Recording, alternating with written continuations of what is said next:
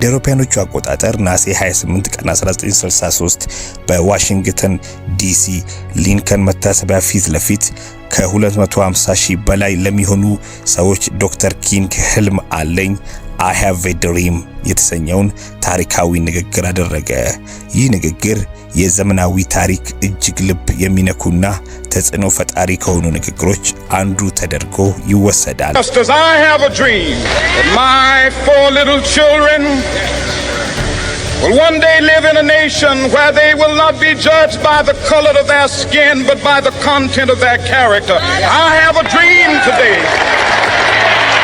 አንድ ህልም አለኝ። 4 ትናንሽ ልጆቼ አንድ ቀን በቆዳቸው ቀለም ሳይሆን በባህሪያቸው ይዘት የሚፈረድባቸው ሀገር ውስጥ ይኖራሉ። የሰው ማንነት የሚወስነው ውጫዊ ገጽታው ሳይሆን ውስጣዊ ማንነቱ መሆኑን አክብሮ ተናግሯል። በአንድ ወቅት በጥልቅ የጭቆናና የጥላቻ ጨለማ ውስጥ የብርሃንና የተስፋ ብልሽታ ነደደ። ያ ብልሽታ የአንድ ሰው ድምጽ ሆኖ በሚሊዮኖች ልብ ውስጥ ነበልባልን ለኮሰ። የፍትህ ጥማት ነበረው። የእኩልነት ራዕይ ይዞ ብቅ አለ። ያ ሰው ማን ነው? ሕይወቱ፣ ትግሉ፣ መስዋዕትነቱና የማይሞቱ ውርሱ ለዘመናት የሰው ልጅን መንፈስ የሚያነሳሳ ታሪክ ነው። ዛሬ ከአሜሪካ አትላንታ ጠባብ ጎዳናዎች ተነስቶ መላው ዓለምን ባነቃቃው የማርቲን ሉተር ኪንግ ጁኒየር አስደናቂ የህይወት ጉዞ ውስጥ ዘልቀን እንገባለን። ይህ ታሪክ የአንድ ሰው ብቻ አይደለም፣ የሁላችንም ነው። ተዘጋጁ፣ ምክንያቱም የማርቲን ሉተር ኪንግ ታሪክ የልባችሁን በሮች አንኳኩቶ ከእንቅልፎቻችሁ ሊቀሰቅሳችሁ ነው።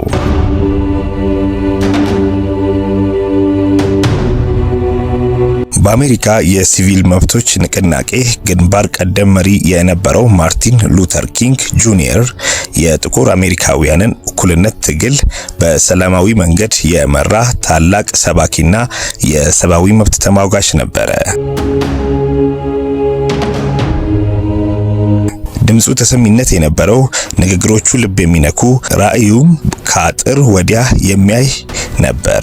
እሱ የአመጽ ሳይሆን የፍቅር፣ የጥላቻ ሳይሆን የመተሳሰብ፣ የመለያየት ሳይሆን የአንድነት አርበኛ ነበር። በቃልና በተግባር ህልም ብቻ የሚመስለውን እውነት ለማድረግ የሰራ፣ በመጨረሻም ህይወቱን የሰጠ ጀግና። ማርቲን ሉተር ኪንግ ጁኒየር ጥር 15 ቀን 1929 በአትላንታ ጆርጂያ ተወለደ። አባቱ ማርቲን ሉተር ኪንግ ሲኒየር የተከበሩ የባፕቲስት ቤተክርስቲያን ሰባኪ ነበሩ። በወቅቱ በደቡብ አሜሪካ ዘረኝነትና መድሎ በስፋት የተንሰራፋበት ጊዜ ነበረ። ኪንግ ገና በልጅነቱ የዘረኝነትን ግፍ ቀምሷል። በአውቶቡስ፣ በምግብ ቤቶች፣ በትምህርት ቤቶች ውስጥ የነበረው መለያየትና ጭቆና የልጅነት ህይወቱን አበላሽቶታል። እንዴት አንድ ሰው ከሌላ የተለየና ያነሰ ሊሆን ይችላል የሚለው ጥያቄ በልቡ ውስጥ የፍትህ እሳትን ለኮሰ።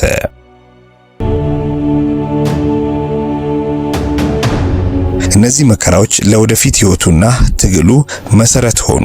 ኪንግ ብልህና ጠንካራ ተማሪ ነበር። በትምህርት ቤቱ የላቀ ውጤት አሳይቷል። ገና በ15 ዓመቱ ሞር ሃውስ ኮሌጅ ገባ። እዛም ታሪክና ሶሺዮሎጂን አጠንቷል።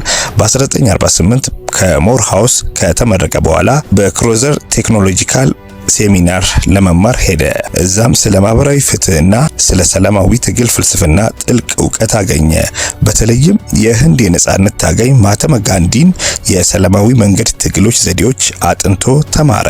ይህ የትምህርት ጉዞ የህይወቱን አቅጣጫ በእጅጉ ቀየረው። የማርያም ተራራ ዩኒቨርሲቲ ወይንም ቦስተን ዩኒቨርሲቲ በገባበት ጊዜ የነገረ መለኮት ዶክተሬት ዲግሪውን አግኝቶ ህዝቡን ለማገልገል ራሱን አዘጋጀ።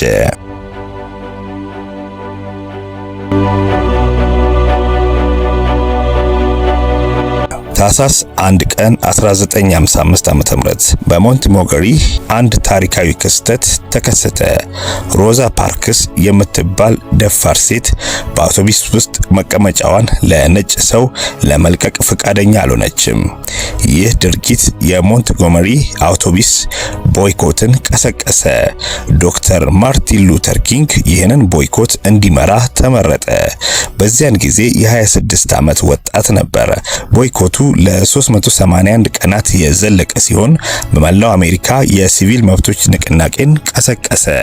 ኪንግ በዚህን ወቅት ብዙ ተፈታታኝ ሁኔታዎች ገጥመውታል። ቤቱ በቦምብ ተደበደበ። ለሞት የሚያሰጉ ማስፈራሪያዎች ደረሱበት፣ ግን አልተንበረከከም።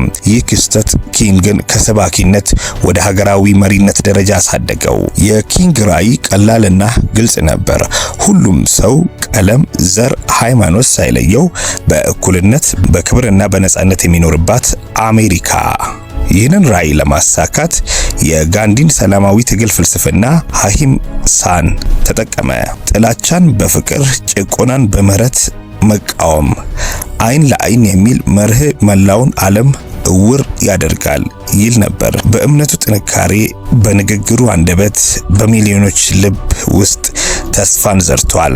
ህልም አለኝ በሚለው ታሪካዊ ንግግሩ የዚያ ራዕይ ቁንጮ ነበር። የአውሮፓውያኖቹ አቆጣጠር ነሐሴ 28 ቀን 1963 በዋሽንግተን ዲሲ ሊንከን መታሰቢያ ፊት ለፊት ከ250 ሺህ በላይ ለሚሆኑ ሰዎች ዶክተር ኪንግ ህልም አለኝ I have a dream የተሰኘውን ታሪካዊ ንግግር አደረገ።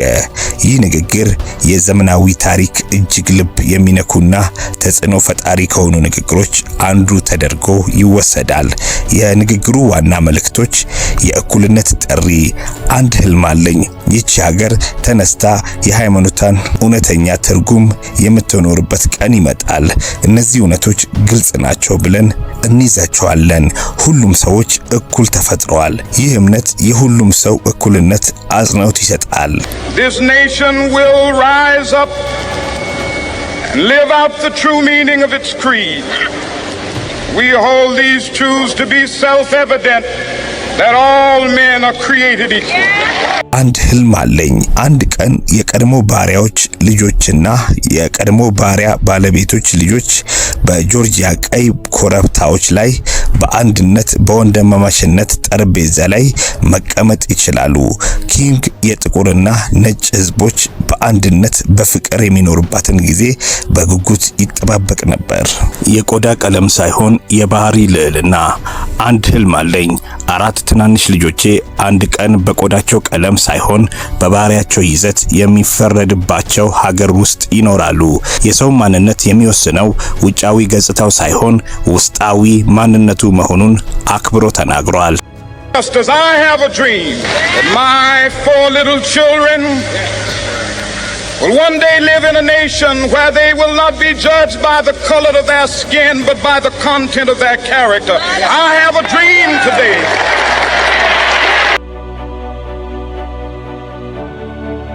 ፍትህ እንደ ውሃ፣ ጽድቅም እንደ ማያቋርጥ ወንዝ እስኪፈስ ድረስ እረፍት የለንም። ይህ አገላለጽ የፍትህ ጥማትንና ያለማቋረጥ ለሱ መታገል ያለውን አስፈላጊነት ያሳያል። ይህ ንግግር በሚሊዮኖች ልብ ውስጥ ተስፋን ዘርቶ ለሲቪል መብቶች ንቅናቄ የማይናወጥ ሞራል ሰጠ።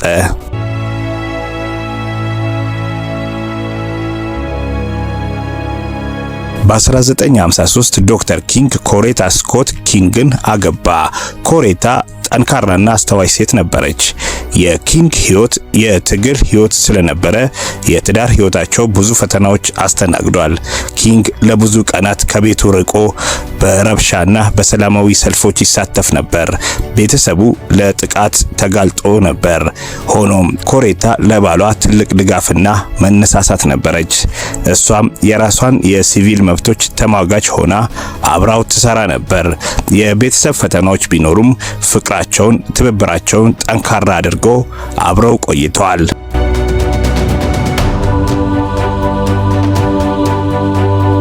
ዶክተር ኪንግ የፖለቲካ ፓርቲ አባል አልነበረም፣ የሲቪል መብቶች ንቅናቄ መሪ እንጂ በተለምዶ የፖለቲካ ፓርቲ ውስጥ አልተሰማራም። ሆኖም እሱ የመራቸውን የተሳተፈባቸው ቁልፍ ድርጅቶች ነበሩ።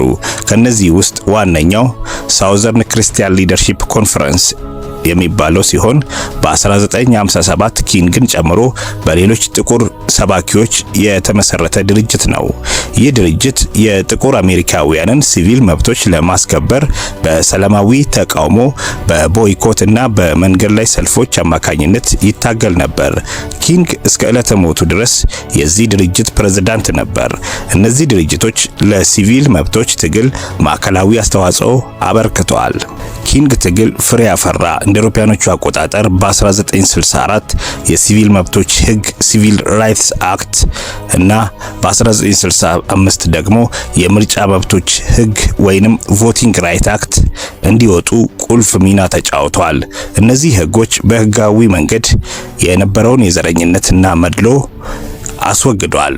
ለዚህም በ1964 የኖቤል የሰላም ሽልማትን ዶክተር ኪንግ አሸንፈዋል። የሱ ድፍረትና ቁርጠኝነት በአፍሪካ፣ እስያና ላቲን አሜሪካ ለነጻነት የሚታገሉ ህዝቦችን ማነሳሳት ሆነ። የሱ ሰላማዊ ትግል ፍልስፍና ዓለም አቀፍ የሰብአዊ መብት ንቅናቄን ቀሰቀሰ። እባካችሁ ወዳጆቻችን ታሪኩን ወዳችሁታል? እስኪ 500 ላይክ አድርሱልን። አሁኑኑ ላይክ በማድረግ ድጋፋችሁን አሳዩን። ስለዚህ ሰብስክራይብ በማድረግ የደውል ምልክቱን ተጫኑ።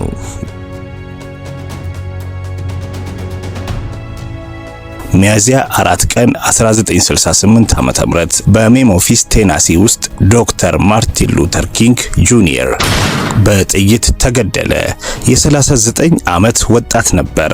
የሱ ሞት ለመላው ዓለም ከፍተኛ ሐዘንና ቁጣን ፈጠረ። ህልሙን እውን ለማድረግ ከፍተኛ ዋጋ ከፈለ። ገዳዩ ማን ነው? ጄምስ ኤርል ሬይ ይባላል። ጄምስ ኤርል የተባለ ነጭ ወንጀለኛ ዶክተር ኪንግን ተኩሶ በመግደል ወንጀል ተከሶ በጥፋተኝነት ተፈርዶበታል። ሬይ ከተሰደደ በኋላ ተይዞ በ1969 በጥፋተኝነት አምኖ የ99 ዓመት እስር ተፈርዶበታል። በኋላ ላይ ምስክርነቱን ቢቀይርም ማስረጃዎች እሱ ግድያውን እንደፈጸመ ያመለክታሉ። ይሁን እንጂ አንዳንድ የኪንግ ቤተሰብ አባላት እና ሌሎች ሰዎች ከሬይ ጀርባ የቆሙ ትላልቅ ሴራዎች እንዳሉ ሲጠረጥሩ ኖረዋል። የኤፍቢአይ ሚና እና ሌሎች የፌዴራል ኤጀንሲዎች በኪንግ ላይ የነበራቸው ክትትል ጥርጣሬውን መጠን ጨምሮ ነበረ። ምንም እንኳን ሬይ ዋነኛ ወንጀለኛ ተብሎ ቢታወቅም በግድያው ዙሪያ ያሉት ሁሉም እውነታዎች ሙሉ በሙሉ ግልጽ አልሆኑም። ኪንግ በሕይወት ዘመኑ ትልቅ ውርስ ትቷል። የእኩልነት፣ የፍትህ፣ የሰላምና የፍቅር ውርስ። ዛሬም ስሙ ሲነሳ ተስፋ፣ ድፍረትና ለውጥን ያስታውሰናል። ዛሬ አሜሪካውያን የማርቲን ሉተር ኪንግ ጁኒየርን ታላቅነትና ውርስ በተለያዩ መንገዶች ያከብራሉ።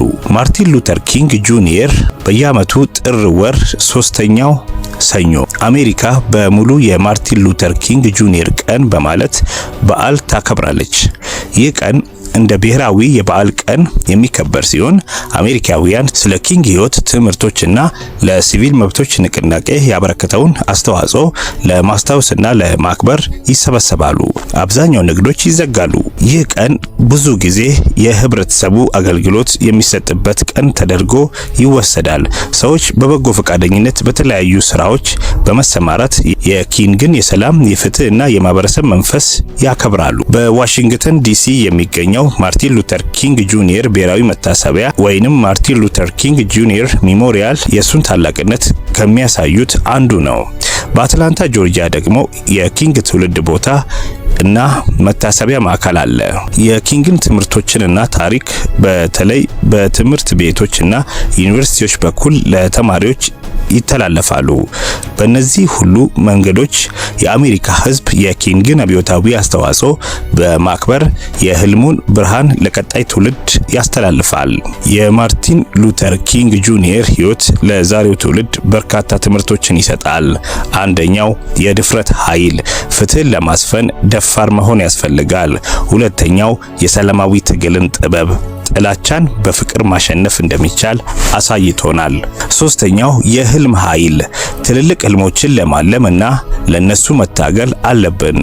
አራተኛው የአንድነት አስፈላጊነት፣ ዘር፣ ሃይማኖት፣ ቀለም ሳይለይ አንድ መሆን የኪንግ ህይወት የታሪክ ገጽ ብቻ አይደለም። እሱ የዘላለም ተስፋ፣ የዘላለም ፍትህ፣ የዘላለም ፍቅር መብራት ነው።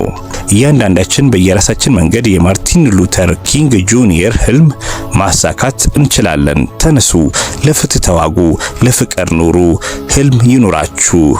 የማርቲን ሉተር ኪንግ ጁኒየር ታሪክ ህይወታችሁን ይቀይር። መልካምነት ሁሌም ያሸንፋል። ጽናት ቫይብስ።